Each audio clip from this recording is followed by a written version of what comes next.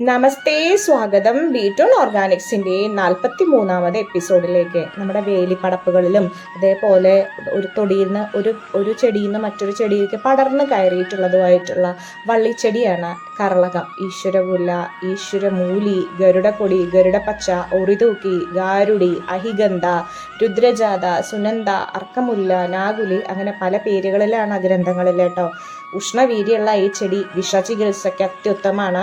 മൂർഖൻ്റെ വിഷത്തിന് ഇത് അരച്ചു പുരട്ടലും അകത്തേക്ക് കഴിക്കലും കൂടിയും ചെയ്തു കഴിഞ്ഞാൽ സാവകാശമാണ് മൂർഖവിഷ ഏൽക്കുള്ളൂ എന്നാണ് പറയണത്. വിഷവൈദ്യൻ്റെ അടുത്തെത്തണത് വരെ ഇത് നിൽക്കാനുള്ള സാധ്യത, അതായത് നമുക്ക് രക്ഷപ്പെടാനുള്ള സാധ്യത ഉണ്ട്.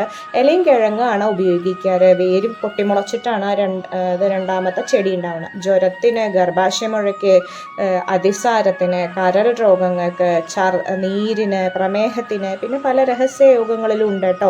ഗർഭിണികൾ ഒരു കാരണവശാലും ഉപയോഗിക്കരുത്. ഗർഭചിത്രത്തിന് സാധ്യത ഉള്ളതാണ്.